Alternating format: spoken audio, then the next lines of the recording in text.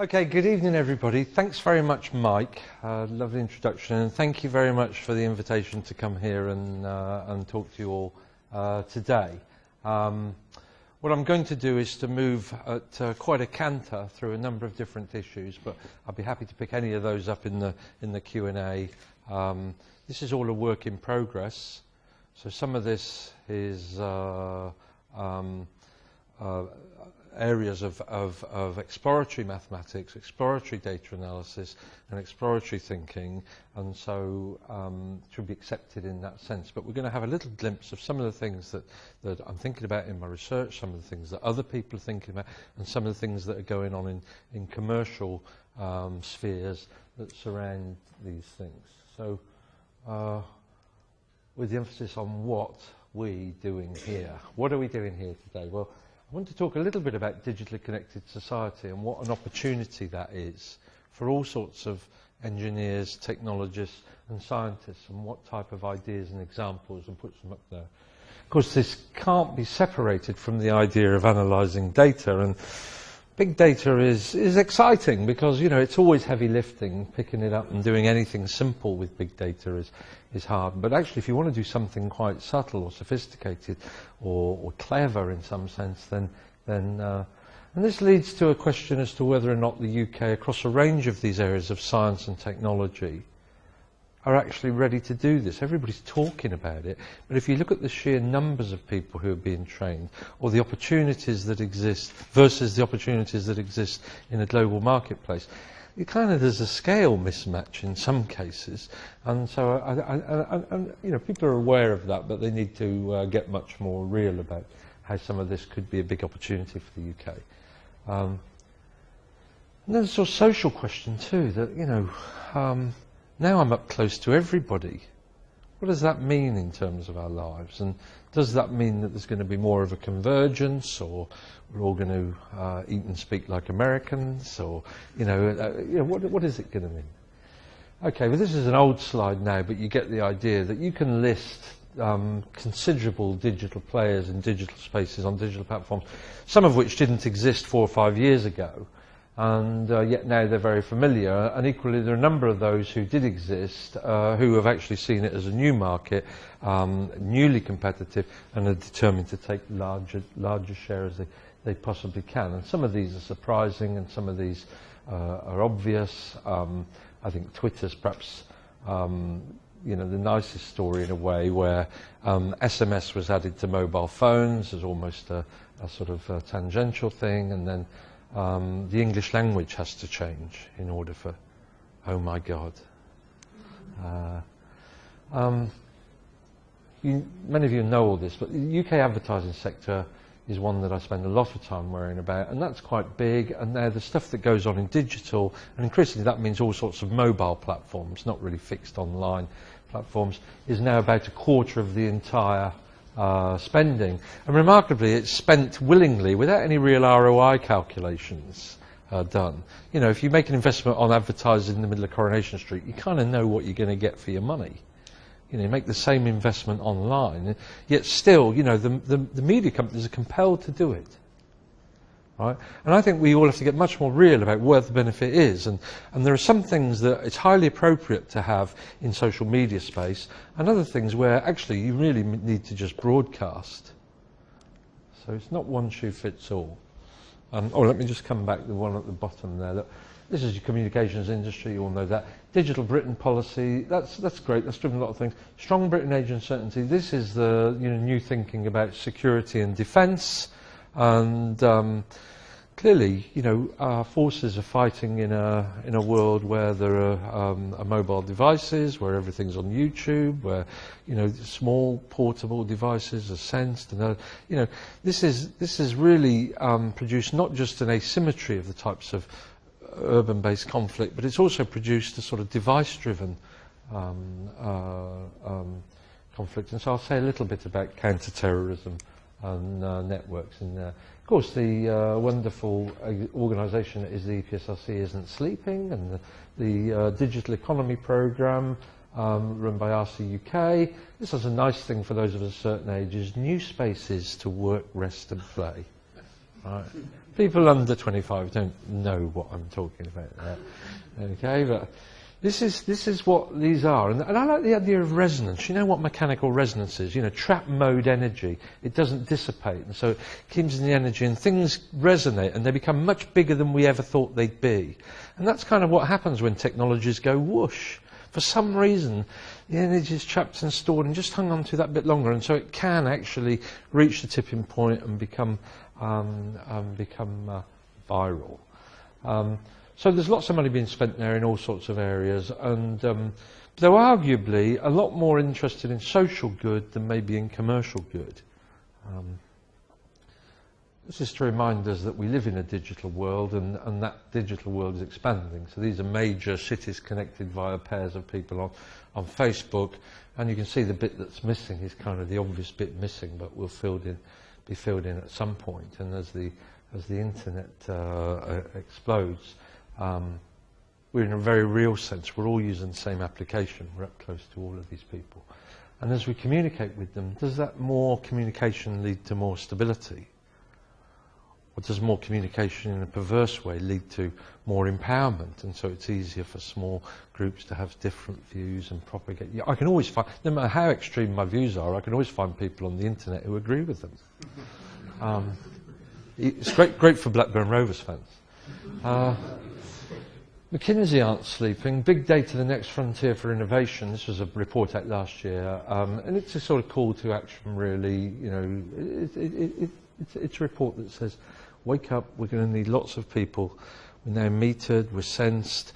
And we see this. I mean, earlier on in the year, I went to Singapore and was part of an urban prototyping weekend. What's that? And it involved a hackathon as well. And Amazon had put a load of space in the cloud available, Singtel and others had put data in. And, you know, kids were invited to come out and spend the weekend creating prototype applications, even if they didn't get all the way, but to show how data could be.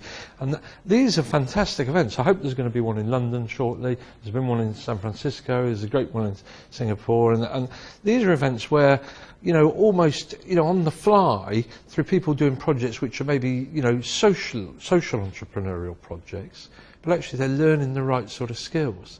And they're learning the skills in the face of big data and new technologies, lifestyle changes, financial empowerment, all of those things. This requires a picture on here. So this is some social communication.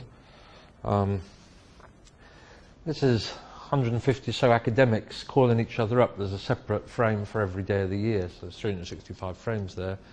They're in the summertime at the end there, so they didn't call each other up much.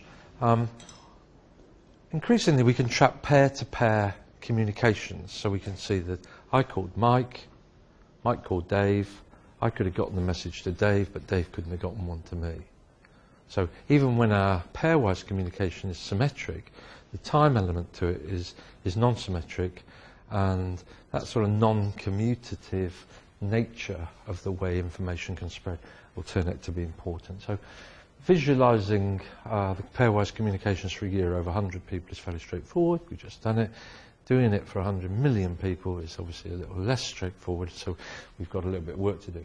But at the end of the day, the visualization only ever gives us a warm tummy feeling. What we want to do is to do something a bit more exciting. Call data record. So on my mobile phone, every time I do anything on my mobile phone, there'll be some raw data generated, and that's a call data record. Incoming calls, outgoing calls, SMS, data, voice, regional, national, international, all of that stuff is there. And if you think about it, if I could look at your phone bill, if I could look at your itemized list of activities, I could probably have a pretty good guess at what sort of person you were, without compromising your privacy in the sense of looking where you were exactly.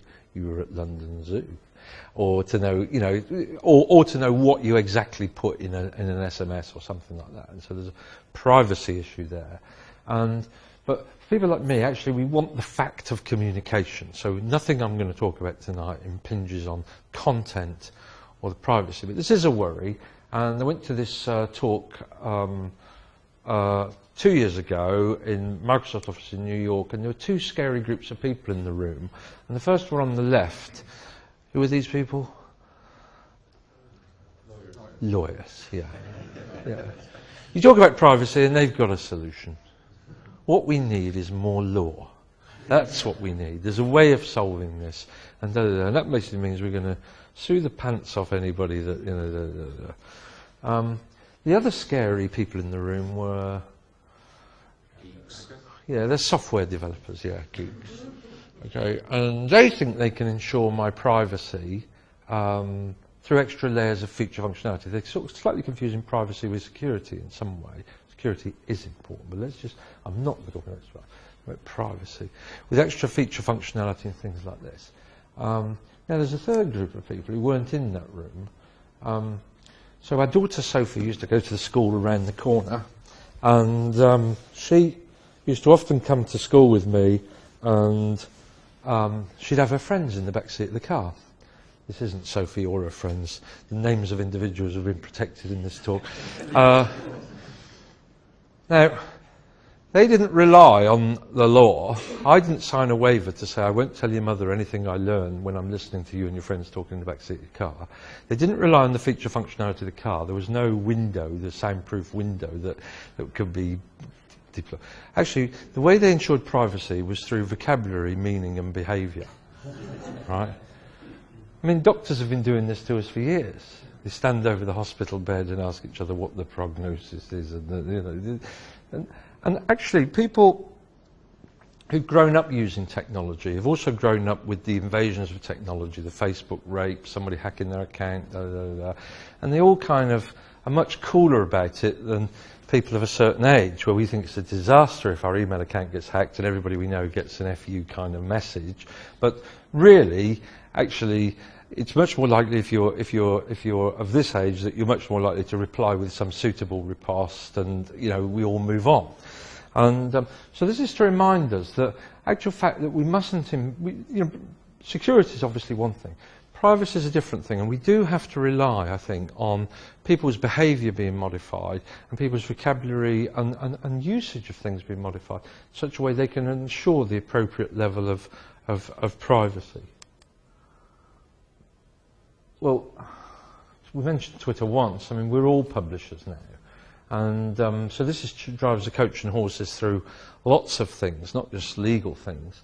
But elevating the status, what was pub talk, is really now elevated to the status of kind of, self-publishing, and brings a whole new... But actually, this also contains valuable information. And a lot of the work we've been doing at Reading has been to look at the full amount of tweets from every Twitterer in the UK, and trying to establish who really knows each other, regardless of what they're called. You'll never find me on Twitter. I've got a name on Twitter that you won't be able to find there. And so we don't know who these people are. We don't make an attempt to know who these people are. But we would like to build the sort of Twittering network up, so that we knew that person A knows person B, and they communicate. They mention each other, and they seem to have conversations on Twitter. They're having private conversations in public, right?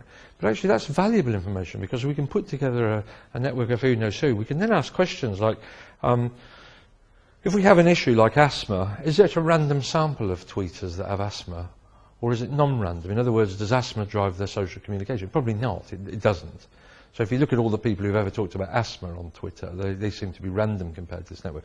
But if you look at all the people who've ever talked about some sort of leukemia, then they're a very non-random group, because of course they meet each other at clinics and they compare outcomes and share advice. There is some social contact there, and having that conditions, having those much more serious conditions, can actually produces clustering. So if you look at the people, they're anomalously clustered up, and so actually social media would be a good way to talk to those people, because you've got some chance of diffusion. Whereas for asthma, forget it. You might as well just stand outside with a megaphone and shout, asthma sufferers, please identify yourselves. So actually, not everything is appropriate to social media, and I think Twitter's a really good example of that. Well, let's come back to mobile phones. If I could see everything you did, could I guess your age and could I guess your gender? And I'd like to do that very accurately. We can do that reasonably. We can't do that ridiculously accurately, as far as I can tell at the moment. But of course, this would be important if we start to message people with people-appropriate messages. I mean, I'm sure we all pay for mobile phones that other people are using. So, you know, there's no point in my children's phones being addressed to as if they were a 50-year-old professor of mathematics, because that's not, you know, what they're doing. It's just not appropriate. And so, actually, the ability to verify people are who, you know, the actual user is or isn't the registered user might be important. Similarly, there might be other abilities we'll see in a moment. But just age and gender is quite interesting. So if you take all the CDRs from people, and every 2 weeks we'll accumulate 2 weeks' worth, or every week we'll accumulate a week's worth. And of course, schoolgirls tend to text each other a lot, and gangsters are phoning each other up late at night, and think, you know, clearly there's some difference. So we can have a little look. And whatever technology you use, the green population are under 16s, the validated under 16s, the pinks are over. And you kind of want a situation like this, where the more data you put in, the more you could separate out and be sure, or at least more sure, that people were or were not under 16. So this is real data, not from the UK. I don't know how this plays in the UK, but this is quite an interesting area of trying to validate. You know, we've got a proposal into IPSC at the moment where we're trying to look at the relationship between identity and behaviour. And when that comes apart, something's happened. It might be a midlife crisis, but something's happened. So, you know, there's all sorts of products and services we could apply to people in those circumstances. This is a company that does this rather seriously. I'm very proud of Signify, but it's got some funny things in its story. So I co-founded Signify a few years ago, and we got some seed money from Oxford University. And Signify used CDRs to try and infer things about the lifestyle of people and to whether it's appropriate to lend them money or not. So 1.6 billion people in the world have a mobile phone but no banking relationship. And of course Vodafone in Kenya, through M-PESA, showed the way there really in trying to produce M-Wallet, so you can have a little account and remittances and pay in, pay out, but actually then it starts to be used. It's a safe way to carry money. It is an M-Wallet, as I said. But actually the next step is to be able to lend people some money, or to sell people some insurance, or to give them, you know, some interest.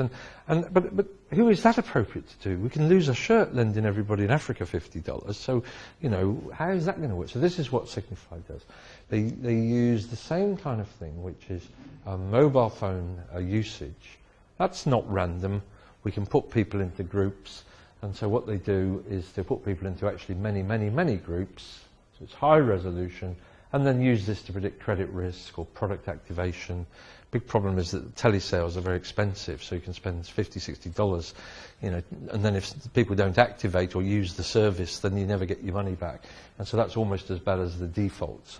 Purchasing behaviour, who should we sell insurance to, who can we interest in cars, who can we interested in satellite soccer subscriptions, that sort of thing.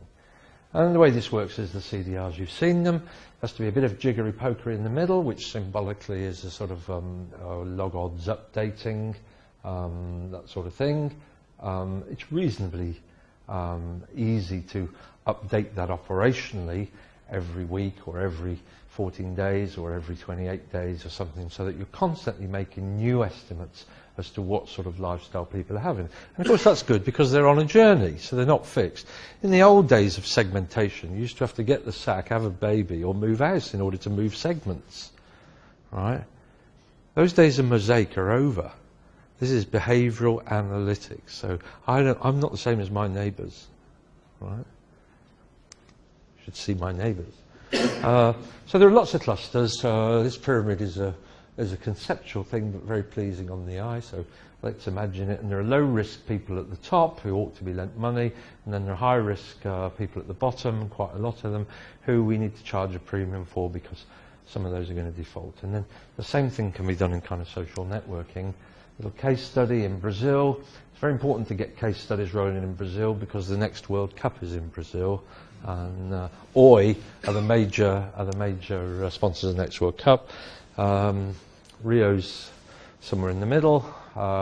This data is all from these cities in the northeast, where 86% of people have no credit product. They don't only live maybe in unlicensed premises and favelas, things like this, but they have no access to credit. And this is even in Brazil, which is going through its beautiful moment. So this is an exciting thing, and you know, lots of companies want to do this. But of course, the banks have old world credit systems and difficulty. Here's the truth of what happened when Signify looked there. So this is public, it's in a white paper.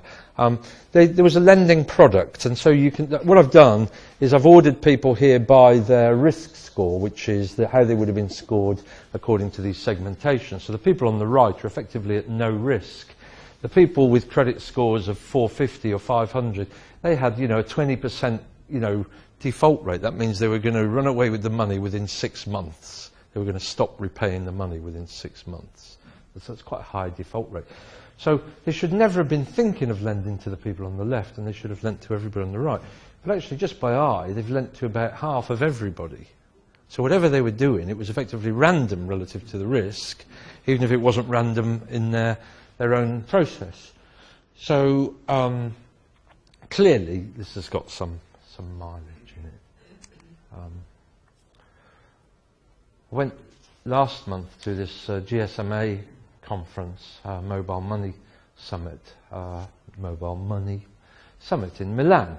And what was interesting there was, actually, although they did talk about mobile financial inclusion, actually there's quite a lot of talk about M-health and M-education. Giving people the right kind of information at the point when they need it, when they want it, educating people in a way with the right type of information or the right opportunities, making them aware of support or services that they could have without annoying lots of other people with emails and SMS and messaging that they didn't possibly want. And so, actually, although a lot of the learning is being thought of about extending these M-wallets, a lot of companies aren't in the lucky position, or the lucky position of having large penetrations that we're having in Kenya with M-PESA. Sometimes the penetration is a lot lower, and it's because it's not sticky enough, and there need maybe to be some other services. By the way, the benefit to the network operator is clear. When people take these M-wallets and take a loan, what they tend to do is to convert themselves to post-pay with the loan. So when they take the money, and the first thing they do for the first few months is just convert themselves to post-pay by using the loan to effectively prepay. Right, so they convert themselves to post-pay, and then they become a lot more loyal. So the churn rates drop. Interesting. We could all remember the Mumbai attack, and actually, operationally on the day, they wanted to keep it going for 72 hours because they figured that in 72 hours the world's press could arrive in Mumbai. And so it was essential that, you know, you do a little bit all the time, keep it rolling, but the last thing they want is all over and done within a day. It must be kept going. So this is a diagram that was drawn on a blackboard in Reading by one of the DSTL fellows. But I think it's nice because it emphasises that there are 3 types of networks going on. Before there's any kind of terrorist attack, there's sort of communication networks for planning, procurement, recruitment, reconnaissance. We can probably do that on Google Earth these days, reconnaissance. Training, funding, getting skills and know-hows, and not least getting some, you know, investment. And there's a kind of an entrepreneurial thing going on here. Terrorists are a bit like entrepreneurs, and actually in their networks too, the way they come together and do stuff together, and then when they fall out and go apart and go and work with other people, things like this. So there are these networks of preparation and planning. On the day, or on the days, there are operational networks, communications networks and control networks and things like that. Much more interesting is after the fact. Here, we had a bang on the day, but we can have a much bigger bang later on through propaganda, through social media. Hopefully the right-wing, lunatic right wing will step in at some point and relight the fire. There's a whole load of things that happen there. And we can see, you know, the lone attacker in Norway, he spent a long time planning for the 3rd phase of this. To the point when he was arrested on that island, he kind of threw his gun away and wanted to be arrested because he'd already put his propaganda and his photographs up online. He knew the journalists would find them and get there. Now, this is useful for trying. If we could understand more about how this works, maybe we could detect people doing things that we like to do. Clearly, there's an operational network on the day, and that's very difficult to penetrate and do that. But there's kind of an operational challenge there. But then this is where increasingly our forces are working in post-conflict peacekeeping situations or urban environments, asymmetric warfare, all this. This is the thing where, you know, we really need to sort of up our game and to understand, you know, how to intercept, how to counter, and how to anticipate the type of things that's going on. In actual fact, for very little cost, we could create a small bang which could have a very big ripple. And that sort of thinking needs to be done too. And usually that's done through social networking, citizen news networks, all of this sort of thing. Everything we do is in public. And just on the way, I think we can't rely on old-fashioned security now. I think in general, in defence and security, we should just assume everybody knows everything. And, you know, it's very difficult to keep secrets. Well, we saw this little bit in the London riots. Organisation, there's a different type of catalyst there, and you can argue some people hadn't pre-planned it, but I think other people seemed alarmingly ready. What was true, though, is operationally this was, you know, the BlackBerry messaging service was the network of choice for getting this kind of thing organised.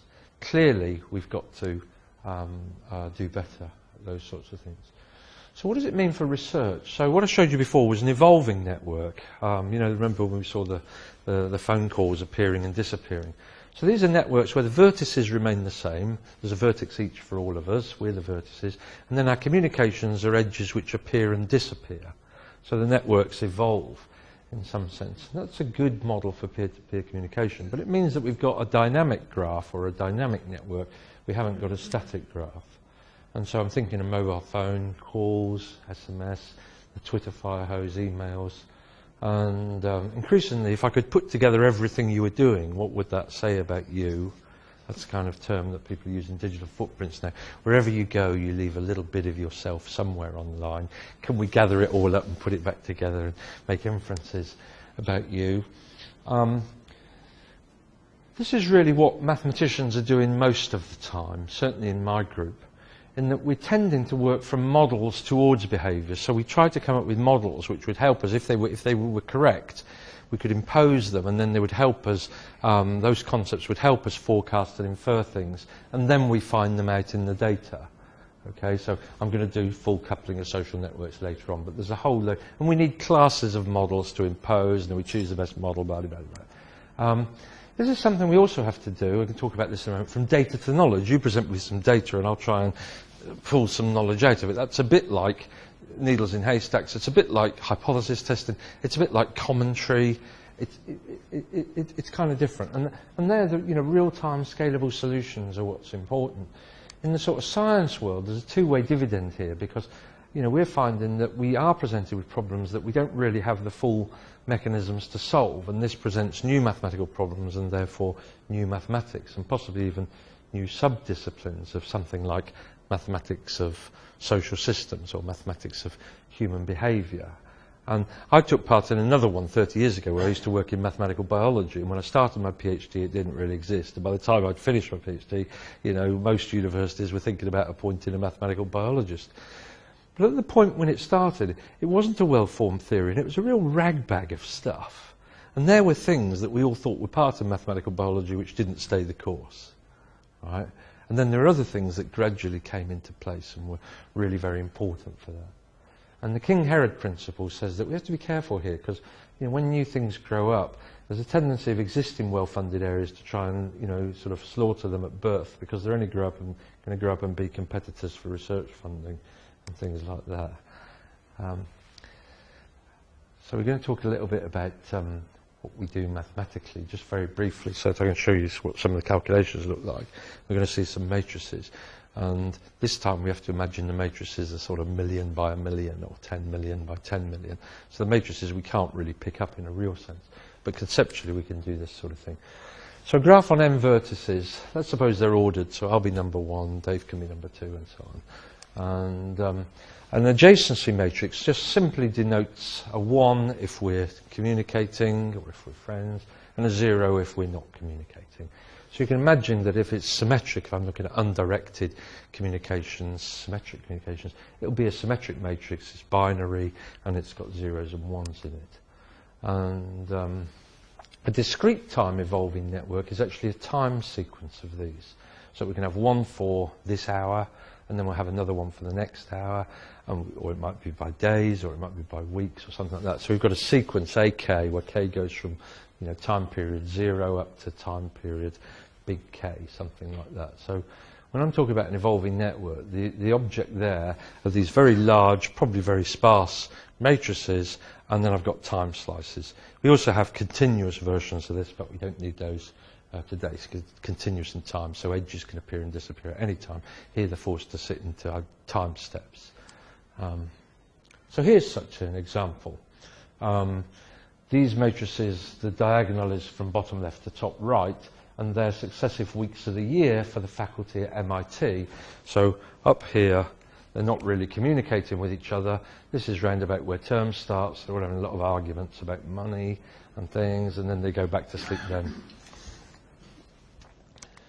How can we analyse that? Well, if we consider an evolving network, there it is, it's our sequence AK, and a dynamic walk is a walk from vertex I, say that can be Mike, to vertex J, so that can be George, and we can look for ways in which Mike could have got messages or influences over to George, and he would do that by passing from person to person Chinese whispers. Okay, and we could. So the rule is that clearly I've got to honour time. So if we're communicating today, that's fine, but then I can tell somebody if I'm talking to someone tomorrow. So actually, they must go over time-ordered time steps. And an object of interest here is the communicability matrix, which is kind of like geometric sequences gone mad, geometric series gone mad, which is this product here, which I've written as a product of eta's a constant, it's a discount constant. But actually, really, it's a product of all these inverses. And I've got one inverse, and they're ordered in time from left to right, and that's critical. Because if you expand out those things as geometric series, the first term is just I plus eta A1 plus eta squared A1 squared plus eta cubed A. That's counting edges, really. So actually, this is quite a fearsome object to think about calculating, but it's a very elegant object. It turns out that the ijth term of Q gives a discounted measure of all the possible ways that person I could talk to person J, honouring time. That's what I said. Good. Because I can talk to you now, you can talk to Tommy tomorrow. I could get a message to Tommy, but Tommy couldn't get a message to me. So even though each one of the A's is symmetrics, good old matrix non-commutativity means that Q is not symmetric. We call that the communicability matrix. There are other ways to define the communicability matrix, but this is a nice way to do it. What do the rows and column sums mean? Well, suppose I'm great at broadcasting.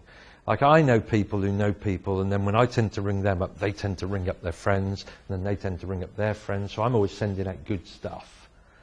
Then as soon as I called you, you'd call up your friends the next day, and that would mean I could get messages to everybody, lots of different ways. So I'd have a big row, big values in my row. But if I'm great at listening and I hear what all of you are talking about, eventually I get told, then I'll have big values in my column. Because there are lots of ways for any of you to get a message to me. So some of us are great broadcasters and other people are great receivers. So we can measure actually your ability to communicate as a whole within this group, or to receive as a whole within this group. It's kind of interesting to overlay other things like the corporate hierarchy over that, so you can influence upwards and who influences downwards, isn't it? So what happens when we do this? Here's an example, and this is email data from the Enron email data set. So the good thing about this, these people didn't know their emails were ever going to be looked at, and sadly for them they were. So this is where things are getting very exciting, they're probably making a lot of money. Oh my God. And this is where we're just trying to tidy things up and shred things before the FBI get here. So obviously a lot of activity going on here as the share price is going up. And my colleague Des Hyam has just split these up into nice symmetric matrices for different months, I think, just so that you can get some idea here. But this is the volume of links there. But really we're interested in these matrices. And actually we have a different matrix every day. We don't have a different matrix every month. So we can see that, when the CEO calls people or emails people, then they pass emails on and so on. Well, this is what you get. All the blobs here are people, and actually we know their names because this is a part was put into court there, but I haven't put the names up. I've got a slide with their names on. So these people are quite interesting because these had big rows. Oh, these had big rows in their communicability matrix. So very powerful people. They weren't sending. These people were sending a lot of. These are big because they've got a big degree. That means they're sending lots of messages out. These people are very interesting. They don't speak very often, but when they speak, everybody gets to hear about it. Very influential. These people are interested. They must have known everything. You know, they've got selective people around there. So that's the sort of game. You can see, you get it now. The same sort of thing works in advertising, but we have to use sort of social media data. So we've been working with a company up in Leeds called Bloom. And Bloom came to us, and they had a guy who was a member of the IMA who rang me up out of the blue, said, "I've read your paper, I didn't understand it, let's get together and we'll talk." You know, and actually, they very quickly became able to do that sort of thing at a massive scale. Let's have a little look. So this is part of their blag. Actually, Bloom are up for an award tonight in innovation in digital media, so we've got our fingers crossed. We won't be there to drink it in with them, but we're hoping they're going to get a nice award tonight. And so what they did, clearly data source, in this case we're going to think Twitter, but it could be any data source. Clearly there has to be a whole load of collection of that and preparation, and this is considerable. And this is where in the university we can do sort of small amounts of this, but we're not configured to do large amounts. So it's great to have an industrial partner that's doing some of this. Of course there needs to be some analytics, so that's where we help them and get them to, and then it needs to have some visualization because they've got clients and aren't interested in writing papers. So that's the way that works. What do they see when they look at social? Well, ideally they'd see somebody's got an idea or an ugly rumour. Ryan Giggs is having an affair. They tell all their friends. They tell their friends, and then somebody here had a lot of friends, so he tells his friends, and then something else happens, and you know, so they're really sort of tracking this sort of thing as this moves through in this case, the Twitter sphere.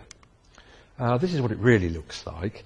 So it looks like a big version of this kind of spaghetti, but still, there's a huge amount of value. You can see that there are special players in here. So that's Alex, he's the MD there, and he's done something. And so then Lord Winkleton picks that up, and Suter Consulting then get into the thing. So we could look at the way in which ideas move around and the way topics move around, or things are just passed on in a way through here, right back to Stuart Townsend, who works for DataSift, who are a great company who supply Twitter data, and you can sift it, but you can't analyse it on their site. So you need people to actually go and engineer those solutions to do that. And obviously they're using this as a kind of way of demonstrating to their clients in media that they're actually doing something that the client wanted, and they're not just spending their money and just throwing it at the wall, that something actually measurably happening. And this is exciting because now they're employing mathematicians up in Leeds and doing things that they didn't possibly do, and at some point they'll have to reverse maybe a company out to do insights separate, which might become bigger than their advertising and media company was in the first place. So if anyone's interested, if you go to our website, you can see a movie where everybody's talking about this, and called When Mathematics Meets Digital Media Marketing. I know, it's a really snappy movie title. We also have a company in Reading which is a spin-out called Counting Lab. And Counting Lab, this is propaganda, but Counting Lab aim to be doing this kind of behaviour-driven insights, but really acting as a translation vehicle, because we as a university can't do things that are, you know, we've got people trying to run academic careers, and but there are analytics and know-how and things like that can be picked up. And our aim for Counting Lab is to do things which are much more like proof of concept type of research and analytics. And actually they won a competition on Kaggle the other week, and so they're extremely interested in doing some more of that. Kaggle is a site where people effectively crowdsource solutions to difficult problems. It's quite an interesting idea. The data deluge. Well, scale-up is always going to be a problem, because we have to have that in mind when we're choosing our methods, choosing our analytics methods. We're well beyond the spreadsheet here with a lot of this data, and so we have to do things that are very efficient in real time. And in particular, just at the bottom here, the issue of when we're looking at those communicabilities, how far back do I really need to go, and can I forget old data and things like that, so discounting old information. And there seems to be something rather odd going on there. When you look at applications, there is a kind of natural turnover of information, depending on the platform, depending on the type of usage. But this is very interesting because it means that you can cut down the work and make things happen in real time. And so we're doing some work. Desheim's at Strathclyde is about to come out in Science Review, and we found a common interest with a group in California who are doing a similar sort of thing, funded by DARPA, so they're part of Sandia laboratory. I'm going to talk about social media for a bit now. So two elements of these models. So first of all, homophily. Birds of a feather flock together. So this means that the more similar we are, the more similar our views are, the more likely we are to have a social interaction, and the more likely those interactions, if they're happening, are to endure. We're not going to fall out too much with people who are broadly the same as us. But similarly, if people are very, very different, and I can perceive that, then maybe I'm less likely to approach them at all, or communicate with them at all, and maybe I'm not going to keep that communication going. So homophily is the term that we have to put in, which says that if individuals at the vertices have attitudes, let's call it states. Let's use a good physics word. If they've got states, and the states are different, then those evolving edges are less likely to appear, and when they do appear, they're less likely to last. So the states will affect the dynamics of the network, but equally the dynamics of the network are going to affect the states because they're influencing each other. If we're all talking together, we sort of converge opinion. And but if you have simple influence, you get sort of Axelrod models. These have been known in the literature for a long time. So here's a new sort of model, and it involves activator-inhibitor processes. So in psychology, it's kind of known that most people's decision-making is in a kind of balance, subconsciously I'm talking about, between the stuff that your reptilian brain, where's your reptilian brain? It's down there, and all that, that's the limbic brain is doing. It's giving you urges and desires to do things, to eat, sleep and be sociable and all of that sort of thing. And then we modulate that with our prefrontal cortex down here, which is a separate system which actually sort of reins that in a bit and makes us into social beings. So there are actually two separate systems going on there. And you know, the permissive nature of your activity, maybe some of your behaviour is really being modulated all the time and in some kind of balance. Now, these are known as activator-inhibitor systems, and if you're in applied maths, if you read the word activator-inhibitor, if you don't then move to Alan Turing, you need to be sent to hospital with a note at that point, because Turing actually pointed out that actually when you had passive couplings between systems, but the coupling was stronger in the inhibitor side, then it was very difficult to maintain local gradients in inhibitions. And so as a result, you got pattern formation, and this is popular in mathematical biology and lots of other areas. But it's basically when you have an activator-inhibitor system, and it's counterintuitive because you have a system where if everybody was in isolation, they'd all go to the same equilibrium. Suppose they're identical, everybody would go to the same equilibrium. But as soon as you couple them up, they don't go to equilibrium anymore. They become destabilised just because they can't all hold hands and go to equilibrium. So it's sort of counterintuitive in a way. You kind of think we could all hold hands and just go to equilibrium together. But we can't, because we've got these little perturbations, and if a group of us become activated, then we can't sustain the inhibitory controls because those diffuse more. So it's a particular case, but Alan Turing spent some time on that in the last 2 or 3 years of his life, and so these things are called Turing instabilities.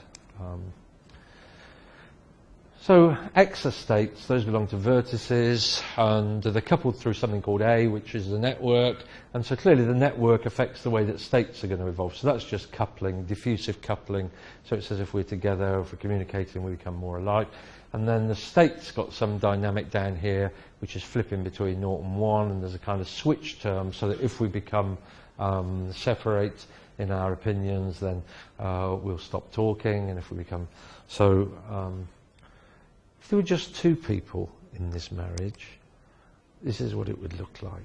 So these are the solutions to those equations. And basically, they're pseudo-periodic. You come up the elevator here where we're in perfect agreement and we're loving each other more and more and we're communicating more and more. And when we get to the top, we're destined to fall out, and one of us goes one way and the other one goes the other way. We have a period, rather like the IMA and the LMS, of separated development. And then we come down and we swirl in here, merry, merry dance, we come back together and we get it on, and so it goes on. Okay, so pseudo-periodic nature of coming together, agreement, and then the Turing instability eventually kicks in and it forces us to separate. And then we go down, separate development, we come back down. And this happens when you have very large populations, but we've just done it for 2 here. And I'll just point out, even if you remove the stochastic nature of this, so we've got a completely deterministic system, then what happens at the bottom there is truly chaotic. So we've got a little chaotic system there at the heart of this. And what this means is, if I look at an individual, I can't really predict for an individual. Sensitive dependence tells me I can't predict how an individual is going to evolve, but I can predict how the population is going to evolve. There's going to be constant boiling. Because of all the coupling, it suggests that we can't have a coherent, converged society where we're condemned to this kind of constant boiling and coming together. And it's really, you don't see this in Axelrod models or one-dimensional integrate and fire models, that kind of thing. You have to have this activator-inhibitor thing going on. But it's an interesting thought to say the very act of coupling actually breeds more heterogeneity, and this pseudo-cyclic. When you have many there, then actually the cycles get all out of phase, and it becomes very complicated indeed. Well, we've talked a little bit about some of the companies involved, Bloom and Signify, Counting Lab. Actually, one of the problems in the UK is if you go along, and I've done this, if you go along to venture funders and say, look, it's all about big data and analytics. You know, they say, where's your molecule? Where's your patent? Where's your gene? Where's your protein? And it's quite difficult for little companies to get funded as ventures because, you know, you can't patent algorithms, you just have to protect it through secrecy, but your lead is your know-how and all of that sort of thing. And almost, you know, it was my observation that actually, maybe it's a cultural barrier. Maybe we as scientists or engineers just aren't really investable in this area as far as the investment community goes. Okay, but it's actually very difficult to get these things going. And certainly the experience I had with Signify, even with, you know, 100 grand from Oxford spent and a proof of concept and stuff like that, we had to go to America and we set it up in Boston and we got better than money. We got people with money who knew what they were doing. And so now the founders of eBay are in that company and it's going very well and things like that. I think it's impossible at the moment for the next Twitter to be UK based. Not because we haven't got great technologists, not because we haven't got vision, but because almost there's still this, you know, almost the capital's still stuck in a kind of, you know, the bioscience and biotechnology world. Where, to be honest, we're the best in the world at that. I'll just say that as a council member of BBSLC. But it's a kind of pity, I think, that this sort of almost like, you know, exciting area of data analytics really needs to be made more investable somehow. And experience tells me that, you know, for some reason, don't like it. Well, analytics is a word that is used in the business a lot, and I don't mind it, but probably some mathematical scientists might mind it a little bit. But I believe genuinely that there are massive opportunities for young people here. We're going to get more data. We're amongst the most metered people inside. The convergence of platforms means we're doing more on our smartphones than we ever wanted to. iPad, iCloud, you know, all of this is there. And actually, the lead needs to be done in partnership between researchers and industry. This isn't a time for doing it shut away in ivory towers at all. Because if you do that, you get into a position where, you know, I was saying beforehand that I still meet people today who are researching stuff what I regard as a done deal. You know, 20 years ago, I used to meet people and say, "Where do you come from?" The University of X, where X equals Edinburgh. And they'd say, "I'm doing relational databases." So that's fascinating. I was reading about Oracle this morning. Have you heard of them? Right. And similarly, you meet people now who say, "Well, I'm working on cloud," and you say, "Yeah, you know, I've got a cloud, haven't I? I've got an iCloud. I'm doing calculations in Amazon." And what tends to happen is that once a company can justify it to its shareholders and investors, they race forwards and create the standards and do things like that. So we need to be mindful that we don't get stuck in those oxbow lakes and sort of marooned in areas. But look, the value is there are real benefits for the users. We talked about financial inclusion. We have to give real benefits to users, and we have to be able to articulate what those are. Otherwise, we shouldn't really be snooping through their data. Nobody who's under 25 who uses Facebook thinks Facebook's evil. If you say, well, is it right that Facebook make money? They say, yes, we'd like Facebook to make loads of money. Because actually, I get everything free from Facebook. In fact, I'd like them to make so much money, do lots more R&D, give me lots more functionality, and I'll have it free. And they accept that they're sophisticated enough, there must be a business model where Google and Facebook make some money, but as far as I'm concerned, it's free. They've come to love free. Right? There are real benefits to them.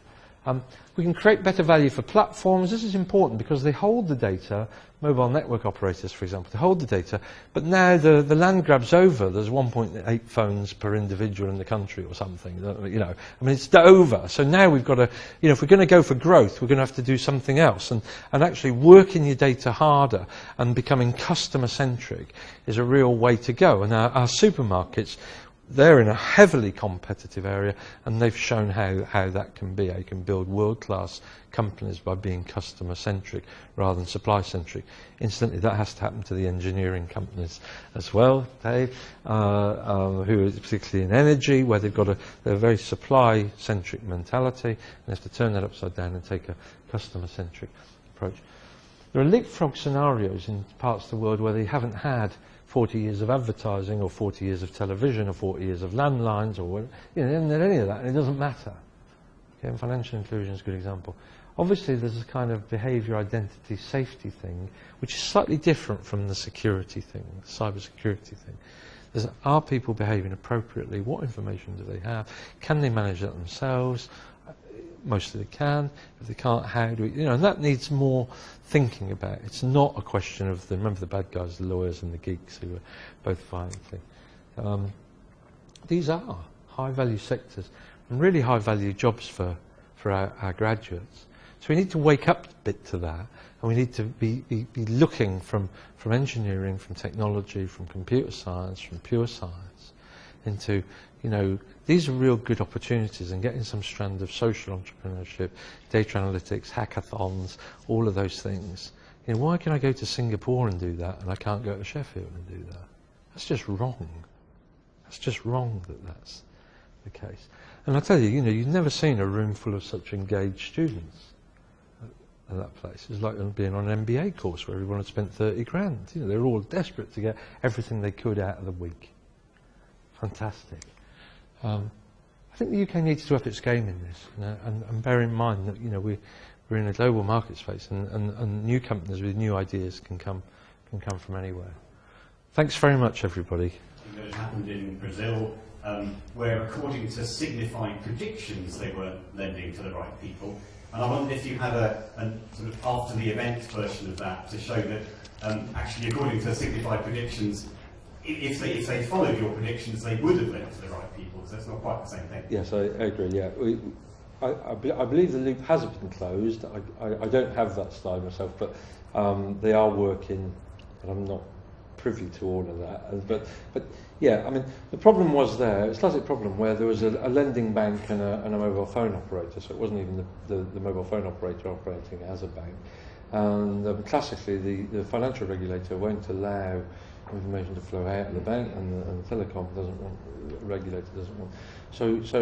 So once people were being qualified in an old world, and most of them were being turned down because, frankly, they didn't have addresses which were fathomable by Experian or its South American equivalent. So yeah, what's happened there is that they've lowered the default rates by more than 10%, choosing all words carefully, but they lowered the default rates and actually lowered the churn rates by some amount too that goes with that. So it's working okay. It's early days, but you know, there's a team of people out there doing that, and they're working with two in Brazil, which is also interesting because the number one there is Vivo, and so you know, it's a trick to try and balance two mobile phone operators and really need two teams. You know. So yeah, and I think there'll be a follow-up white paper that will put that stuff in the domain when it's ready. Yeah. Please. Philip Grindrod from the Academy. Peter, thank you very much. You ended up by saying that the UK needs to up its game. What are we going to lose out on if we don't? And what do we need to do to up our game? Okay, well, some of the things are being done, but it's a question of whether they're being done at a scale and at a pace. Some of these things are very fast moving. So I know that EPSRC, for example, have done a whole load of priority setting and across the whole of sciences and engineering. They're going to announce, if not today rings a bell, actually it might have been today, but they're going to announce about 60 odd priority fields and start to put much more doctoral training into those fields. So initially these will be used for more doctoral training, but then again, you know, each one of these is kind of 10 starts a year for 5 years, it's 50 people. How many people are we going to need in data analytics who aren't just doing it but are prepared to be leaders in this field?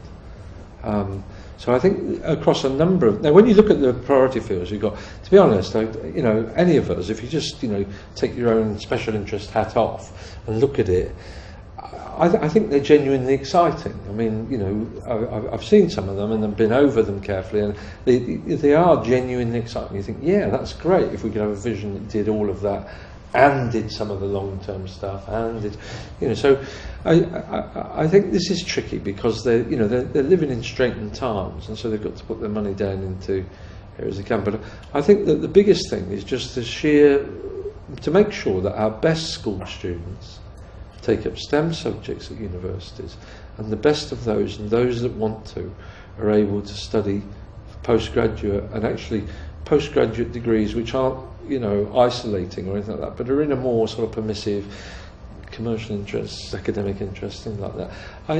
I think that's the biggest thing. I mean, where we've had silos of very excellent research, I'm kind of confident we can keep that going. You know, it needs funding and loving and stuff like that. But I think there's a numbers part here, and of course the government through a number of, we've spent quite a lot of money trying to increase STEM undergraduates. So we had, you know, more maths graduates, more physics graduates, more stuff like that. But they didn't increase the downstream opportunities for those people. So we created more of those science technology graduates just about, and the only thing they could do was go and do teach first when they finished, because, you know, we're in a big recession. And so I feel quite strongly that you know, the careers of early postgraduate through to early fellowships through to early academics are the most important. People more my age, we can sort of look after ourselves. I think that's where we've got to go, so that we'll remain really competitive, because that's how competitive tomorrow. That's the thing, you know, that's over the horizon. And if we don't spend that money now, where are we going to be in 20 years' time? You know, we've lost our current visionaries. Everybody's, you know, too busy to do anything, and we haven't got a big flanks of people prepared to do it, not just in academia, but to do it in industry and commerce as well. So I think the biggest need is in just, it's a sort of numbers thing, really. So if I may just add a question, you say that we need to increase the demand. The supply pipeline is being increased gradually. Yeah. Who needs to do that? Is this government funding, or is this business, industry?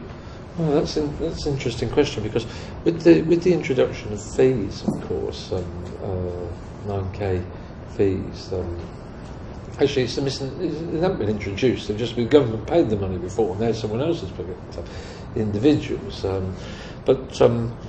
Actually that may well induce a big bounce back to STEM kind of subjects, quality subjects, which are exciting. I think that it's not really just a question of the money and common sense, because, you know, my own children, you know, I couldn't teach them any common sense. Some of them are here today, so I just mentioned that. I couldn't teach them any common sense. Kids don't do things because, you know, it's sensible, or because their mums and dads want to do it, because the teacher wants. They do things because it's exciting. When we get, you know, there's a TV programme on tonight about, you know, isn't there, about modern engineering and new cities of the future. You know, how exciting is that? I mean, I don't know anything about those bits of engineering, but you know, I'd feel excited about that. And I think that we have to, you know, accept that there's a driver which is called excitement or curiosity or those sorts of things. We sometimes forget that why we all got into the business. If you just think back to how you're inspired by a good teacher maybe, or, you know, your first year at university and exposed to all the mad ideas and, you know, getting through the alcoholic haze and making a go of it, you know, all that sort of thing. I really think that it's a mixture, but certainly a bit like Robert Peston, we won't get anywhere if people are allowed to talk it down and get away with it. This is exciting. It's as exciting as biology, it's exciting as medicine, it's necessary for the country. You know, McKinsey is saying it, there's a big need to do this there. When are we going to respond to it?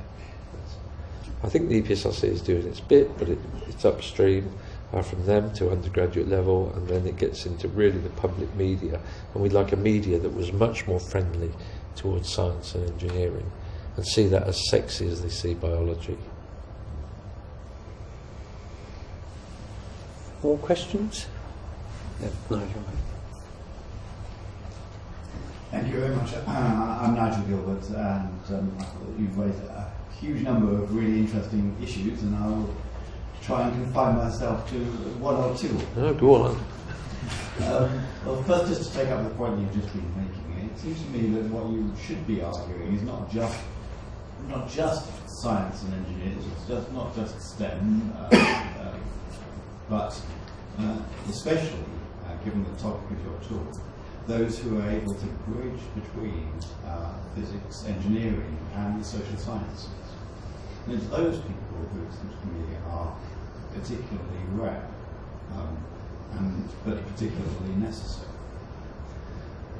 My second point was about what I wanted you to comment on whether I was getting it wrong about whether there's a kind of contradiction in your talk.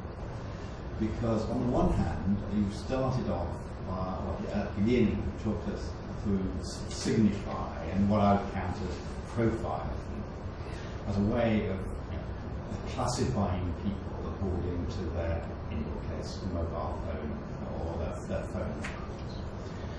And what one does there is to take, as you explained, large amounts of data, average data, to classify individuals. Towards the end of your talk, you made what seemed to me to be actually the right statement that societies are, you use the analogy boiling, that is, that individuals are all different and constantly changing. It seems to me that these two are actually there's a contradiction lying behind this. That if people are constantly changing, how can one apply a profile that is generated by looking at society as a whole? There was a third issue which I also wanted to address, but I'll just be very brief, which is that there are not just privacy but also ethical issues profiling. I'll just use the word false positives. It's very easy to classify people in the wrong category, and that may have very major ethical or moral implications for those people who are so wrongly classified. Enough for me. That's great. To have some responses. Okay, briefly, the first one, yes, you're exactly right. The interface with social sciences, this has been picked up in a number of areas. That's quite difficult to do from an academic standpoint, but it's getting easier. So there is more interchange between, say, mathematics and psychology. We do a certain amount, and certainly there's an element of computational sociology where there, and there's a few heroes. Michael Macy at Cornell is one there who's coming from their side towards our side and recognising the big opportunities here, because previously they've done experiments with what I would call more or less sort of small lab experiments with focus groups and things like that. Whereas now they've got an opportunity because they can see this data. And not everybody in sociology wants that. It's actually a bit of a career risk for some engineers and scientists to go too far that way because, the King Herod principle or whatever, but other people in the mainstream, maybe look down on that and despise that. I think that's a real pity. you're exactly right. We need to breed people who are comfortable with the vocabulary and culture on both sides. Second element about the contradiction, am I having my cake and eating it? Yeah. Well, it's an element of timescales actually. The customer journeys that Signify following people on are from week to week, and fortnight to fortnight. Some of these other things happen on a sort of longer timescale. But even so, you can still follow the individual from week to week through their evolution, and we can know where they've been and what they've been through. I think that's a question of timescales. Clearly, if everybody was moving everywhere and it was all indecipherable, then there'd be no hope with this. We just have to give people some sort of population average. That doesn't appear to be the case, and largely because the social attitude stuff is rather considering a cohort of very, very similar individuals. Right, that's a group of similar individuals all interacting. Whereas, of course, the mobile phone problem, they've got an offering for, schoolboys and schoolgirls up to old age pensions, and so clearly that has something to do with it. So I think there's some questions of timescales and there's some natural stratification in the population, but I accept the point. And then what was the third one? The ethical issue. Yeah. Okay. Yeah. I didn't talk about the ethics at all. That's a great question. And to be frank, it's something that's in our faces as a university, because some of the things that say a Signify would do, or some of the things that Bloom already do, would be very difficult to get past our ethics committee. And the company doesn't have to get it past its ethics committee. Obviously, it doesn't want to do anything illegal or anything that's going to get it into a big reputational risk. The standards we have in universities are very high, and that precludes us doing certain things that probably we'd like to do.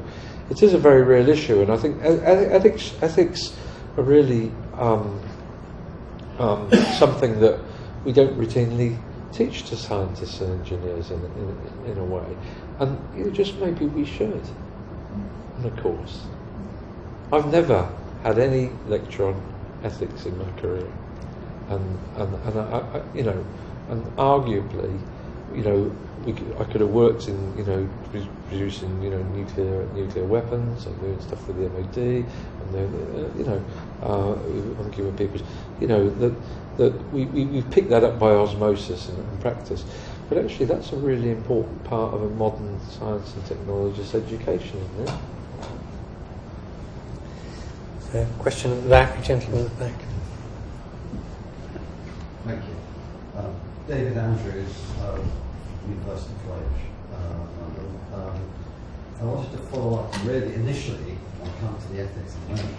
I wanted to follow up the question raised by Nigel Gilbert about the social sciences. I'm a professor of engineering design, so it seems to me that design has got much more sophisticated in engineering. Yeah.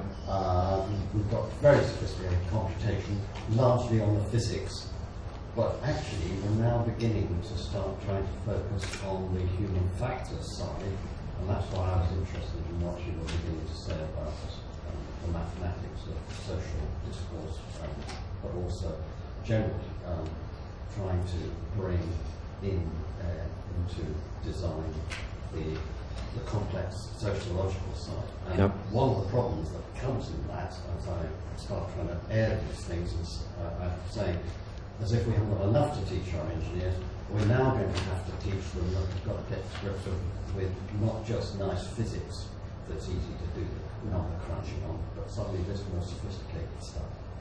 And I'm hoping that people like you, not just on the social networking, that sort of thing, but in a wider sense of getting some tools that we can use to actually get that aspect of design, which is equally as important. We've just done the easy bit, which is physics.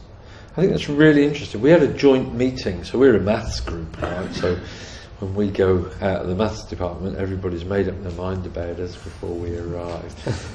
We had a joint kind of workshop with the School of Design at Brunel, where there's an honourable history of the School of Design there, and we invited some people, and it was actually phenomenal. The class of speaker we got, some people were visionaries in the field, other people had some very, very strong views of it.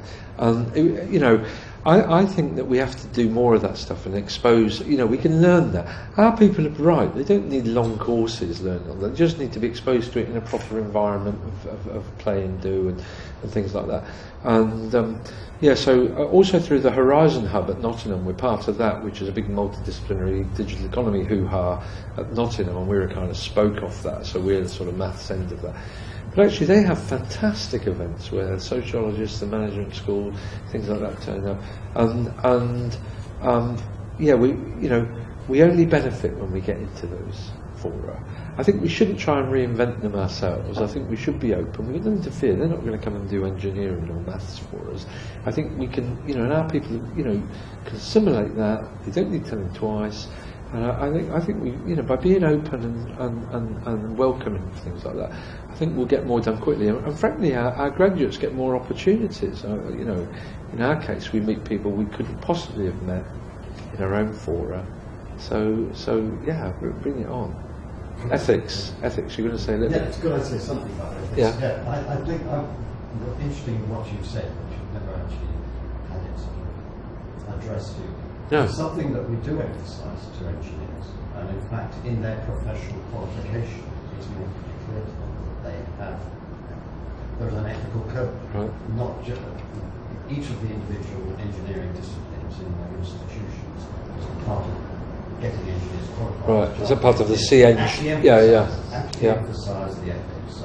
So in that sense. Yeah, that's brilliant. Well, you're a lap ahead of us because CEng has been, on the maths side we have a C Math. I'm a C Math, and but we're not of the size or weight that we can put the energy and the effort into that.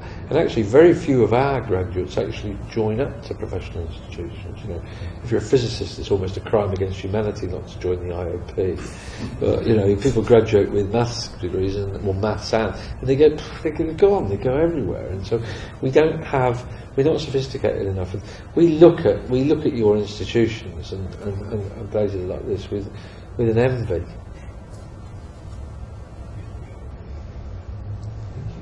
Are there any more questions? Steve again?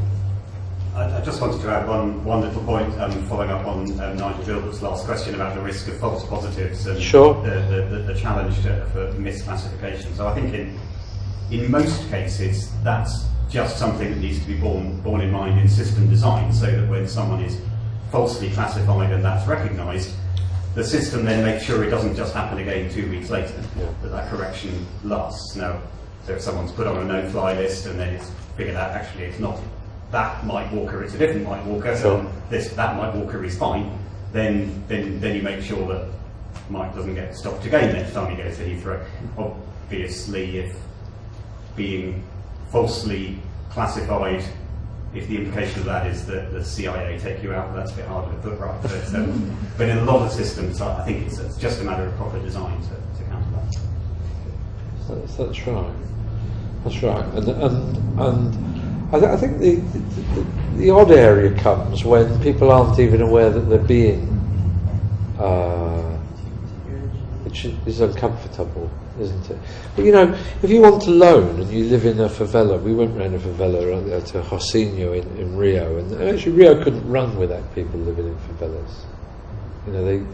People, large amount of the population there, works in the shop that serves you, works in the restaurant you eat at, cleans your hotel, the rest of it. It couldn't run without favelas. And actually, when people in those sorts of communities apply for financial loans, actually there's very little that they have that is verifiable at all. The only database they're on is probably yours, because everything else they can, this is what's the bottleneck for some of these microfinance things, where they have to sit down with people for ages, counting cows or something. There's a large paper-based and relationship-based thing that has to happen. It can't happen scale. And so this is sort of under the category of data that was collected for one thing, i.e. billing, used for another thing, i.e. verification and identity and things like this. And obviously you always get, if somebody's got something to benefit from it, that they're going to get a cheaper loan or a better deal, then there's a benefit for them letting you do that. It's kind of when you're being profiled and don't know it that is probably the most uneasy thing, but I'm sure that happens everywhere all the time to each of us. Gentleman in the second row down left. It's the first one from this side of the room. Yeah, it has. Yeah. My name is Andrew Stubb. I run a consultancy called Rethinking Cities, so you can guess that I'm interested in location. A couple of things. First of all, I was a bit surprised that you talked about the new sort of hackathons going on in Britain. Well, there are, yeah, that's true. Every time I look, there's lots of hackathons around big data sets around location-specific stuff. And there's also groups like Good for Nothing. People come together and give their time and energies to various issues and problems. So I think there's a lot of that going on. Perhaps it's not going on enough in a sort of systematic way, or something that information can be shared across different silos, and that's kind of the thing that I'm involved in, is trying to get different silos of professionals and academics talking to each other and sharing that information with lay people. So the kind of area that I work in. But yeah. With one other hat on, I'm a literary agent, and so I had the pleasure or misfortune of having to go to various publishers and listen to their digital talks, and they're talking a lot about the fact that their role as publishers are about to disappear. They're fearful of, each individual being their own publisher. One of the things they were talking about, though, which is your birds of a feather thing, they were saying that they can increase their market share and the exposure of their authors by putting their authors together, taking an author from a different field and bringing them together in a conversation, because you can then bring the fans of one of the fields. Yeah, you expose once to the others. And introduce them to the fans of another author. Yeah. And they've done this with Bernard Cornwell and George Martin. Bernard Cornwell being a military historian, novel writer, fiction writer. And George Martin, who's a science fiction and fantasy writer, and they've increased their sales for each of them by millions of copies of ebooks, which is quite phenomenal. And the way they've tracked how they've done that, and they've done it as an experiment to see whether they could do it again. And I'm just thinking whether that's the way in which we need to bring the sociologists and the science and engineering together. So whether you actually bring them together in some kind of dialogue or conversation where you bring the followers, the fans of science and engineering, and the fans of sociology together. I'm just thinking out loud and not thinking it very far through. But well, actually, when willing people do get together, I mean, from both sides, it kind of seems to work fine. And you think, well, why didn't we do this ages ago? I think the thing is that we need some sort of leadership and people who are, relatively influential or have followings. I mean, what's the, stars of academia or whatever, to say, this is okay, and I'm prepared to put some of my time into this. And increasingly, all universities are trying to knock down these silos and to do things across, and everything else the UK does is multidisciplinary doolally in some senses. So I think there is a willingness to do this. I mean, that has to be balanced against, the hard yards that a lot of career scientists and technologists have to do, and they see this as something that's a little bit peripheral. But so I think the challenge is really to raise its importance and to raise its, say this is okay to do this, and particularly for young scientists and technologists where there may be some inherent career risk into, if you spend too much time away from the fluid mechanics, you're not really going to be a fluid mechanicist anymore. You'll lose it. Well, what was it I had? I think that requires a little bit. There is a risk there, and we need to de-risk it. for people. I had this idea once called the win bonus idea. This is when I was with EPSRC, and that said that if we got young people and you know, young early career people, and we can't call them young people anymore, you have to call them early career people. So you get early career people, and if they've received some money from the research councils, then that says they're the right people, and they're obviously right because they won that money competitively.